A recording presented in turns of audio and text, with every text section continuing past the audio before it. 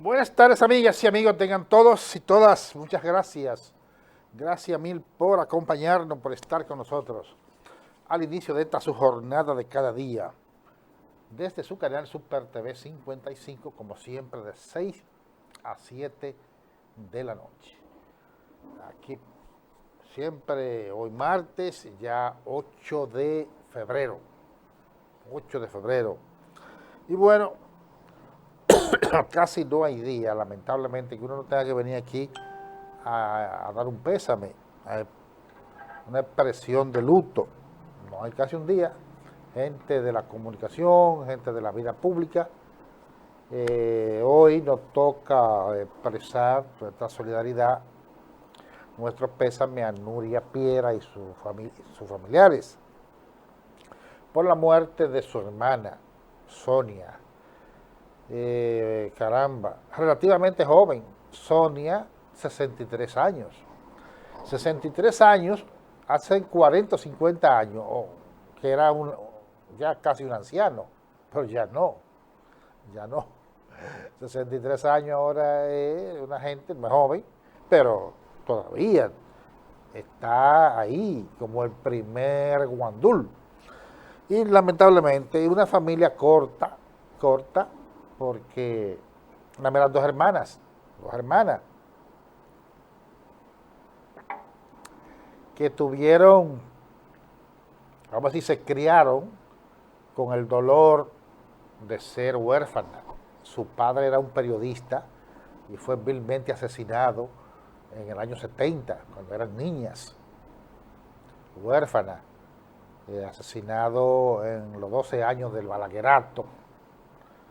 Piera, su padre, una familia española, de ascendencia española. Y caramba, así murió no del COVID, porque ahora todo el mundo cree que todo el que muere del COVID, parece que todas las enfermedades desaparecieron, murió de cáncer. Claro, hay mucha gente que muere del COVID, pero es que el COVID acelera, porque tienen otras enfermedades. Como hablábamos ayer, hoy fueron sepultados esos dos grandes telares periodistas, Orlando Gil y Mario Tibadulla. Ambos murieron del COVID, pero era que tenían otras enfermedades. Por ejemplo, Orlando Gil, un cáncer muy agudo. Y no sé qué otra enfermedad tenía Mario Rivadulla. Entonces, es el COVID que acelera otras enfermedades que se aprovecha. Entonces, pero Sonia Piera no tuvo COVID, simplemente el cáncer la mató. Un cáncer de pulmón. Son las áreas donde el cáncer avanza más rápido, lo que es la cabeza, aquí esta zona en la garganta y los pulmones, el cáncer avanza muy rápido. En otras áreas puede ir más lento. Conozco mujeres que con cáncer en los ovarios vaginales han durado muchos años. Pero porque no se sanan quizá, mueren de eso, pero con tratamientos eso va caminando más lento. Pero hay otras áreas del organismo que el cáncer no hay tratamiento que lo detenga, va rápido, va a la velocidad del rayo prácticamente. Lamentablemente, la muerte de Sonia Piera. Bueno, cambiando de tema, sí, casi no se ha hablado de eso en los últimos meses. Uno llegó a pensar que eso había desaparecido, pero no. Está ahí la fiebre porcina africana, sigue ahí. Y bueno, hoy la Asociación de Porcicultores dice que en granjas grandes y pequeñas ha aparecido. O sea, no sé, esto es preocupante y qué sé yo, suerte que no se ha generalizado, pero si está ahí, sigue azotando y puede generalizarse y ya tiene mucho tiempo. Parece ser que en esta ocasión no se va a tener que hacer como hace 40 o algo más de años. Hace 40 y algo de años, recuerdo en el gobierno de Antonio Guzmán, primer gobierno del PRD, que llegó la fiebre porcina al país y hubo que arrasar con todos los cerdos. Literalmente no quedó uno en el país. Aunque hay campos que es posible que la gente lo escondiera uno que otro.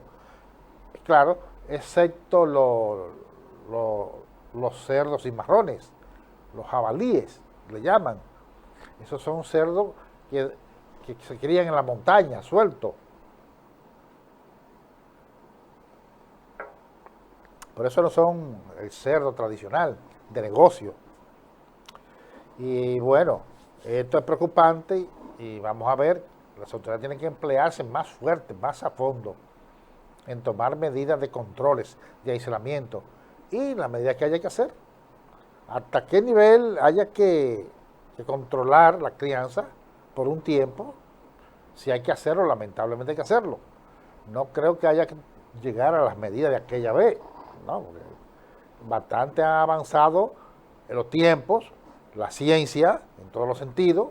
Se supone que ya hay más capacidad de enfrentarla en la veterinaria, qué sé yo, y tomar medidas. Pero está ahí la fiebre porcina africana, que afecta a un sector de la economía importante. La crianza de cerdo es la materia prima de una industria importante del país. Pero no solo eso, sino que es un alimento de los platos diarios de este país. Entiendo que después del pollo, posiblemente, entiendo, la carne que más se consume es la de cerdo, de mil formas. Afortunadamente que esa enfermedad no causa problemas en los humanos. Por lo menos en ese sentido no es entonces tan negativa. Que el cerdo enfermo se puede aprovechar, se puede consumir, pero ese no es el caso. Hay que trabajar para controlar esta fiebre porcina africana que afecta al país. Bueno, en otro aspecto, cambiando de tema, el asunto del COVID sigue mejorando. Y qué bueno.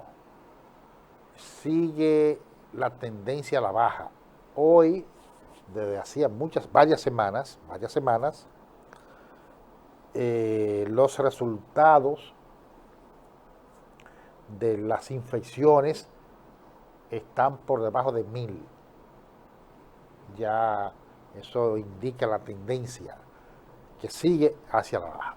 Claro, alguien puede decir, bueno, también eso depende de las muestras que se hicieran, porque si nada más se hacen 100 muestras, entonces, cierto, pero no, se hicieron muchas muestras, hicieron miles y miles y miles de muestras y ya bajó de 1000 la cantidad de gente que aparecieron positivos. Pero además, otros indicadores quizás tan importante o más importante que esa estadística, es lo que reportan las camas en el país. Un 13% de ocupación de camas normales, vamos a decir. O sea, las camas que no son de gente grave. De primer grado, vamos a decir. Sí, porque hay que clasificar entonces las camas de 3 grados. Las camas normales, una gente que está interno, en una sala normal, vamos a decir, yo lo voy a poner de primer grado, cuidados intensivos, ya delicado de salud, segundo grado, y grave, si se quiere muy grave, el tercer grado, que son los con ventiladores. Y lo de primer grado, las camas normales en un 13%. O sea, ya es una cifra bajita. Es casi se está sacando de cada 10 camas, una ocupada y 9 solas, casi. Chin más todavía. Pero casi eso. Oh, eso es muy importante. Las demás, otras dos, están como 19 o 17, una 19 y creo que otra 18, 19. También bajita, vamos a decir, con relación, pero ojalá que siga bajando. Ya ese es un nivel bajito, porque estamos hablando que de una proporción de cada 5 camas, un poco menos de una, relativamente, ocupada, 4 y fracciones desocupadas. Ya eso también es una tendencia positiva. De hecho, también se está dando que usted ve los centros de vacunación solos. La gente no está yendo, hay que vacunarse. Eso tiene un elemento, qué sé yo, es que ya hay una alta proporción de vacunados, más o menos, positivo. Pero todavía queda mucha gente en este país que no se ha puesto la tercera dosis, inclusive un sector importante de la sociedad que no se ha puesto ninguna dosis.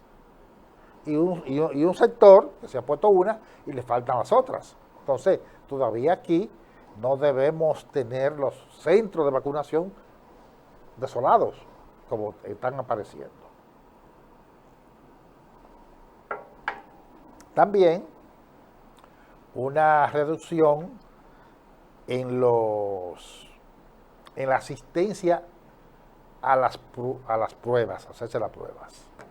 Y una gran parte de la gente que está asistiendo a hacerse la prueba es gente que ya había salido positivo y va a irse a hacer la prueba a ver si ya salió negativo.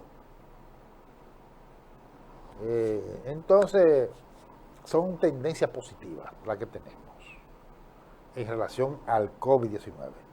También hay reportajes de los centros de salud donde se habla de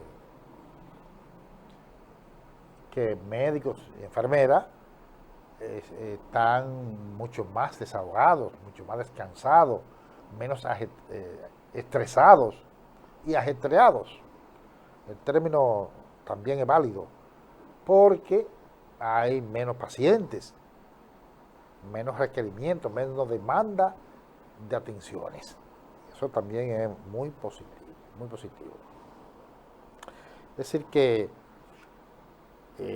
ojalá no parezca una cepa otra vez dura. Yo no lo dudo, pero yo no soy ningún científico. Si aparecen más cepas, debe ser la tendencia a ser más suaves.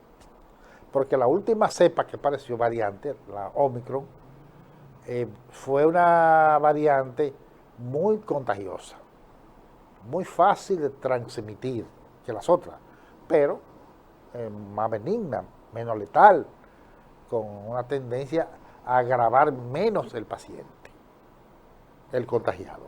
Entonces, vamos a esperar que no aparezca más, que esta sea la última cepa. Y si aparecen, que todavía vayan bajando su nivel de letalidad, su nivel de agresividad. Eso es lo que tenemos que esperar o deseamos. A veces no es lo que uno desea, pero eso es lo que deseamos en esta situación que el mundo ha quedado patas arriba, de rodillas, si se quiere, en estos últimos 2 años, muy golpeado por esta pandemia. Hay países que están flexibilizando, ya hay países que en muchas zonas están permitiendo a la gente que salga sin mascarilla, y así flexibilizando muchas medidas. El país que tiene el más alto índice de su población vacunada es Cuba. Cuba ya debe andar alrededor del 90% de su población vacunada completa. Cuba hay una reducción dramática de contagios y de muertes, casi no se habla de eso. Y con sus propias vacunas. Cuba no ha importado, no ha comprado una vacuna. Al contrario, ha estado regalando y exportando vacunas.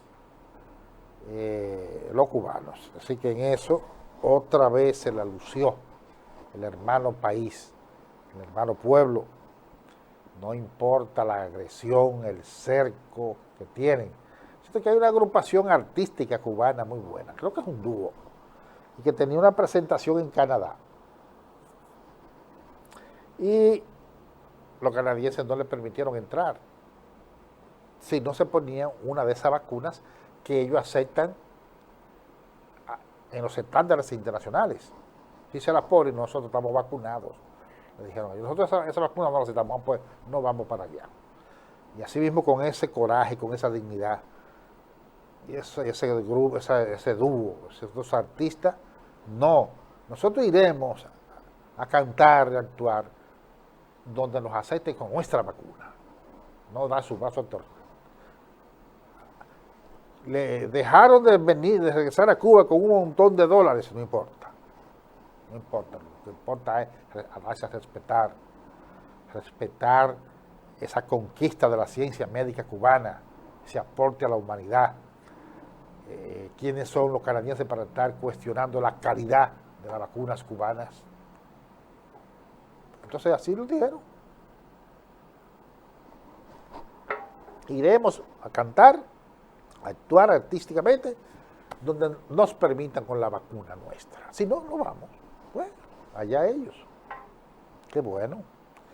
Qué nueva lección dieron esos artistas cubanos.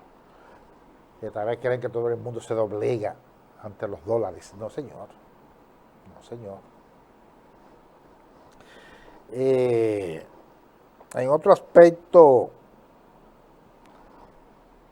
sigue normalizando la situación en los lugares más afectados por las lluvias, sobre todo la provincia de Montecristi, que fue la más golpeada por las inundaciones. Ahí llovió mucho, pero quizás no que llovió más que en otros lugares, sino que Montecristi tiene una característica, y es que como es una de las provincias que más castiga la sequía, sus ganaderos, sus productores, tienden a hacer muchas lagunas, tienden a hacer muchos pequeños lagos, pequeñas presas, vamos a decir, o lagunas, para guardar el agua. El agua cuando está, en lugar de que se vaya al mar, el que la pueda guardar mejor.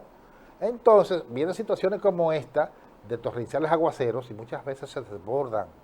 Eso pasó en Villa Vázquez. Entonces, una política correcta de que guardar el agua, que no se pierda, para usarla cuando la cañada, el arroyo y el río se seque, para el ganado, para lo que sea, pero tiene entonces el riesgo que muchas veces son fuente hecha artesanalmente, sin los criterios de lo que se hace una presa, y si hay desbordamiento, entonces hay problema. Por eso muchos desbordamientos que causan problemas. Entonces hay que buscar una solución a eso. Entendemos que el INDRI debe tener vigilancia en esas lagunas artificiales, porque no se le pueden prohibir. No. Inclusive muchas veces el Estado y sus organismos ayudan a hacérsela, conscientes de que son zonas muy vulnerables y proclives a sequías. Pero hay que hacerla con, qué sé yo, con niveles de desagüe, desfogue, como se le dice, para que en situaciones como esta no vengan las inundaciones, no se desborden y arranquen por ahí llevándose todo. Ha habido mucha ayuda de los organismos oficiales, también de instituciones privadas. Por allá inclusive estuvo por Montecristi la Fundación Cruz Jiminián o San Jiminián, del doctor Jiminián, creo que es San Jiminián, dando ayuda, aportando, y eso es muy bueno, eso es muy bueno. Y lo más importante, que no hubo pérdidas humanas, no hubo muertes, no hubo que lamentar pérdidas humanas. Es decir, que en ese sentido, aunque se lamenten inundaciones que hubo en Arrozales, muchas casas afectadas, algunas semidestruidas, pérdidas materiales, pero lo más importante, la vida humana no se perdieron, y además lo otro, que aunque se hicieron esos daños, también hay que decir lo bueno que tuvo, porque la tierra se mojó, los pastos se recuperaron, muchos cultivos se mejoraron. Entonces, también hay que decir lo bueno de las lluvias.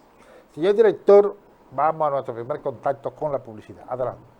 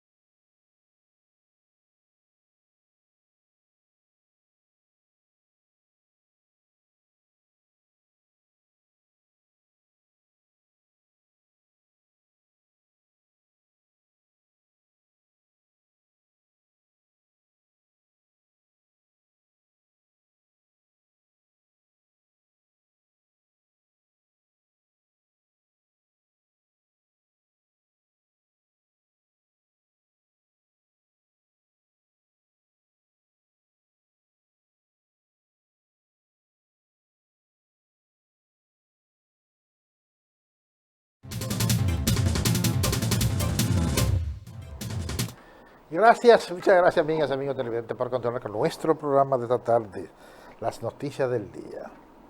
Qué gracioso y bello y Jean Alain Rodríguez, el sujeto que era procurador, que ahora la está procurando en Najayo, para que les rinda cuenta a esta sociedad de sus barbaridades.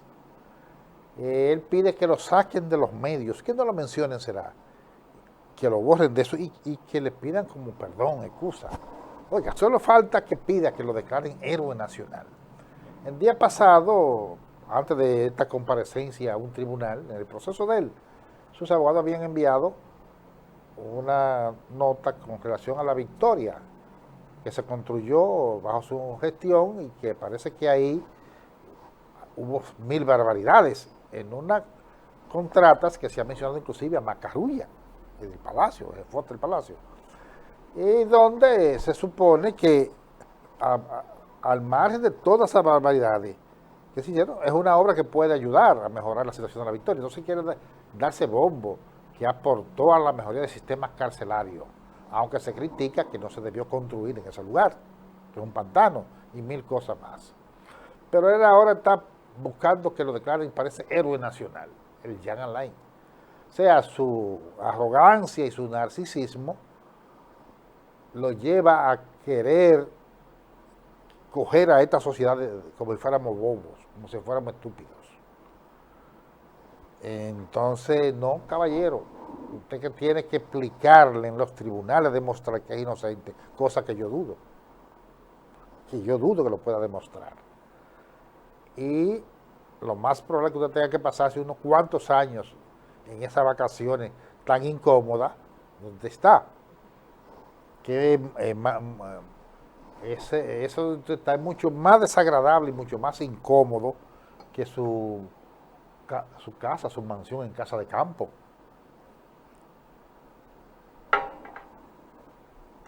Por supuesto que en casa de campo, donde tiene la mansión, es mucho más agradable de estar. Pero ahí no. Porque tiene que responder a la sociedad. Y déjese de su fanfarronería. Déjese de eso. Bueno, y el colegio médico, dice el colegio médico, Surum, que el gobierno quiere cargar la crisis a la clase media, a los pobres, la crisis generada por los corruptos y la crisis generada por parte del sector privado de este país. Correcto. Porque aquí nada más se menciona generalmente, y claro, y son quizás los más bellacos, los que han hecho más fechoría, a los políticos que saquean el Estado. Porque hay mucha gente del sector privado que hace de la suya y se beneficia en sociedad con los políticos y a veces sin sociedad. Y siempre se quedan, nadie lo toca, nadie le pasa cuenta. Y son de los que han llevado a contribuir a profundizar la desigualdad, la crisis social, la crisis económica, la marginalidad de amplios sectores de este país. Y que cada vez que hay crisis se le carga al pueblo trabajador, a la clase media, para que paguen las consecuencias de la crisis que no fueron esos sectores que la creamos. Veo ahí los médicos en un conflicto con la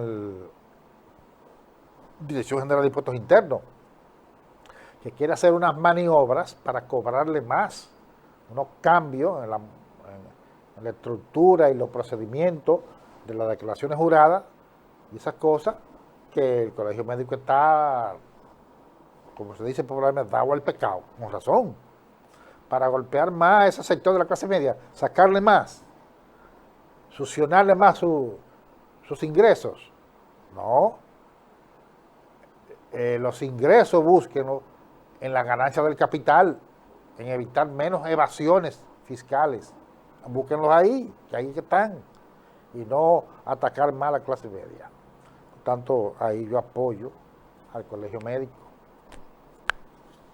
Me solidarizo con el colegio médico.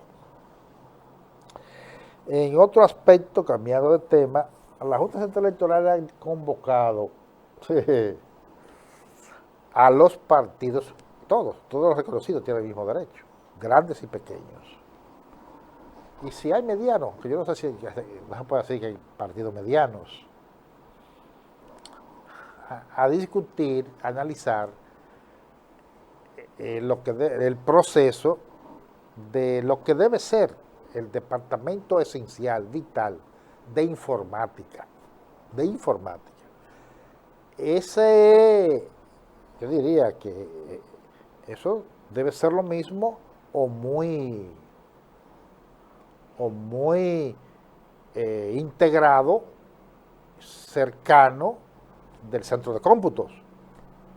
Pero sobre todo la informática, que va más allá de contar votos, sino el funcionamiento de los mecanismos, de los equipos, aparatos que funcionen bien, que fue lo que no pasó en febrero del 20, cuando se armó el lío de que hubo que abortar las elecciones congresuales, que hubo que abortarla, que hubo que suspenderla, y que el país es ridículo a nivel internacional, es ridículo. Recuerdo cómo el gobierno de Venezuela le sacó partido a eso. Decía Diosdado Cabello, si hubiese sido aquí, de una vez la gran prensa internacional, eso es un fraude, eso fue el dictador. Y por supuesto, yo creo que fue el gobierno, pero aún fuese el caso que no fuera el gobierno PLD, aún fuese el caso, quien pagó las consecuencias fue el gobierno, fue el PLD, un costo político muy alto. Se le agregó, porque eso sacó a las calles a la juventud de clase media. Y la imagen, y todo el mundo apuntaba que fue, aunque no fuera, que fue de ahí que vino.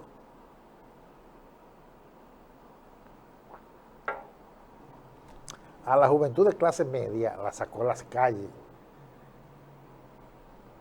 Y eso desgastó mucho más la imagen del partido en el poder del PLD. Y por supuesto, eso le facilitó la cosa al actual equipo gobernante, al PRM y a Abinader. Eso le favoreció. Eso le favoreció. Entonces ahora están convocando para discutir. Y ojalá, vamos a esperar que salga de ese encuentro, de esas recomendaciones de los partidos, lo mejor posible. Que salga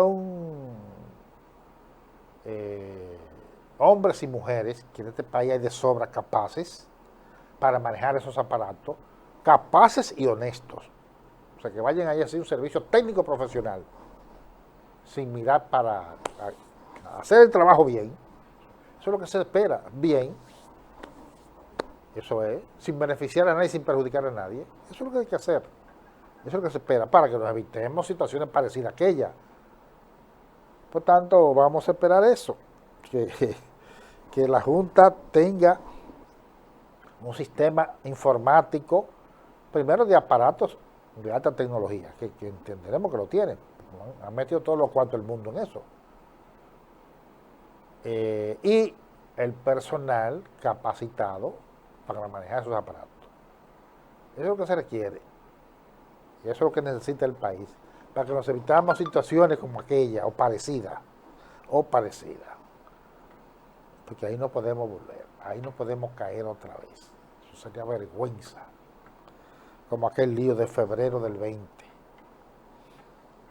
Febrero del 20, que fue terrible.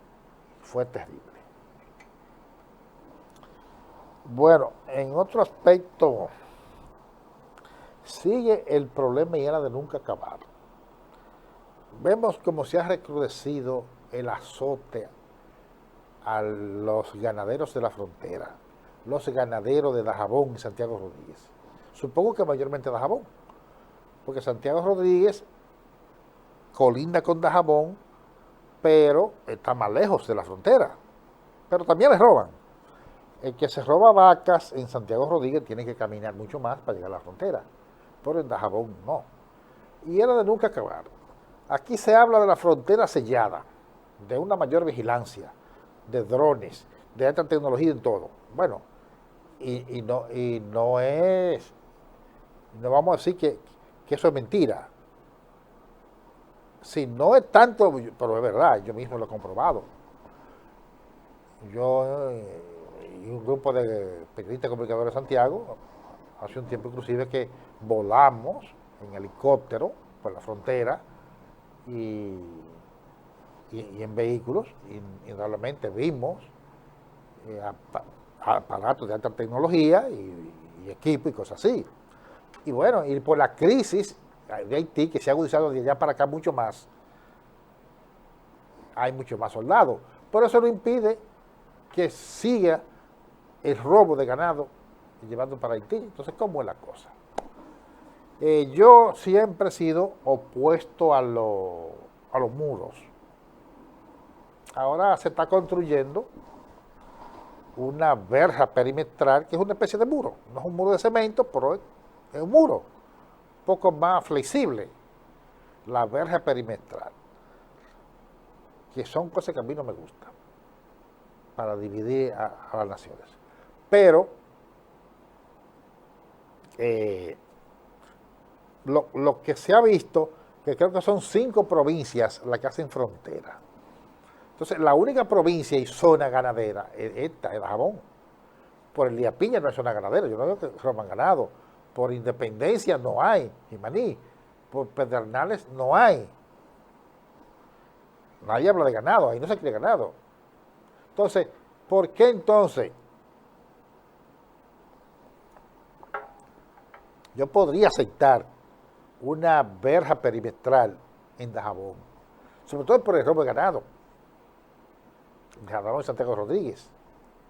Sobre todo por eso, porque entendemos que si hay una verja perimetral, no se pueden llevar el ganado para Haití. Porque el ganado se supone que se lo llevan por zonas montañosas, por trillos, por zonas no pobladas. Porque si hay una verja, ¿cómo se lo van a llevar? Tienen que pasarlo por el puente. Y por el puente de Dajabón, u otros lugares como Tirolí, que es una zona poblada, un pueblecito al sur de Dajabón, y que, sé yo, hay más facilidad, no lo pueden pasar. Y seguro que si lo harían, la verja lo harían ahí también, harían un portón, que ahí se hace negocio inclusive. En Tirolí hay un mercado, no tan grande como el de Jabón, pero un mercadito, un mercado. Entonces, si se hace una verja, ahí habría un portón. Entonces, las reses robadas tendrían que pasarlas por el portón y por el puentecito, y así no, ahí no lo van a pasar. Hay una caravana de reses a las 2 de la madrugada. Ese puentecito siempre está ahí en la fortaleza.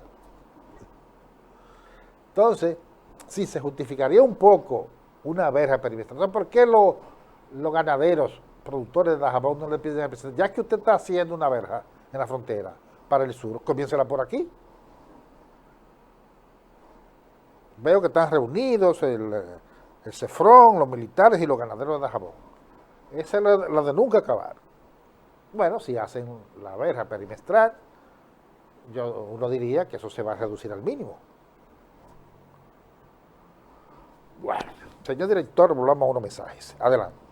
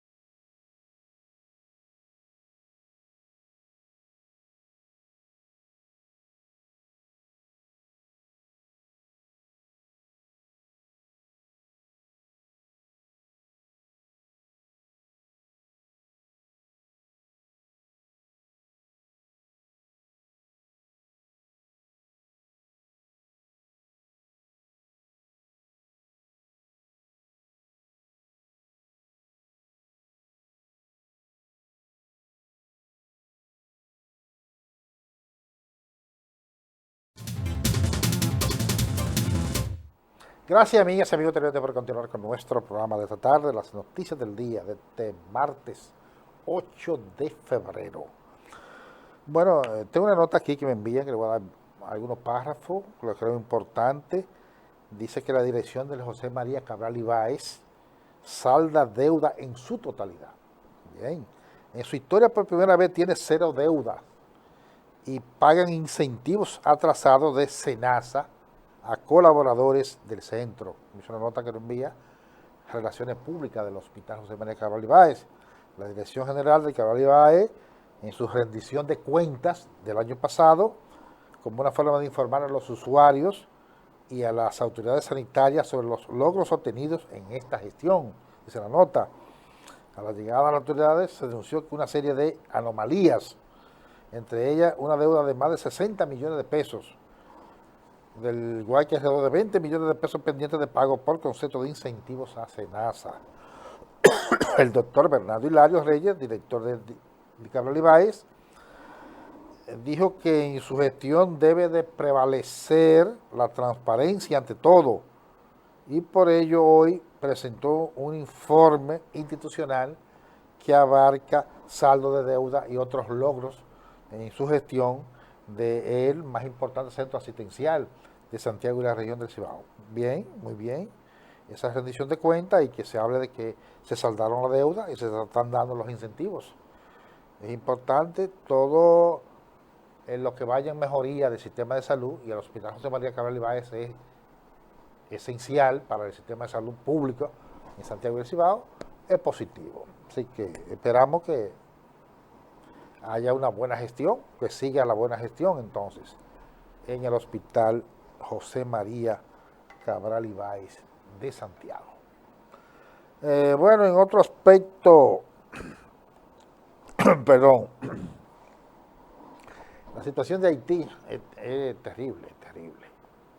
Ahora hay dos gobiernos. Bueno, el gobierno fantoche, de ese gobierno que no se sabe cuál es su legitimidad, cuál es su legalidad, del Henry, que es el primer ministro, y un gobierno que fue designado, parece, en un salón. Se reunieron mucha gente y quizá con cierta representatividad de la sociedad, pero así no se puede elegir un gobierno, creo yo. Nos reunimos aquí, usted es el presidente, gente, organizaciones sindicales, profesionales, lo que sea, sociales. Bueno, en Haití ya uno, lo que se ve en Haití es para uno, ¿cómo decir? Ya nada es sorpresa, ya nada debe causar espanto de lo que se ve en Haití. Pero uno espera que un día comience a verse. Ahora, ¿cuándo va a ser? Tenemos que, ¿cuántos siglos? 2 siglos esperando ese día y no aparece la luz al final del túnel. Un juez dice que el primer ministro es Henry, Ariel Henry creo que se llama, fue de lo que planificó la muerte del expresidente o del presidente Moïse. Oiga, que ese fue de los planificadores, dice un juez. Entonces, ¿cómo se van a poner de acuerdo para que allí haya un proceso institucional, un proceso electoral? Ahora se han metido en modificar la Constitución. Pero, ¿con qué legitimidad ese primer ministro o ese gobierno puesto en un salón tienen para encabezar un proceso constituyente? ¿Qué legitimidad tienen?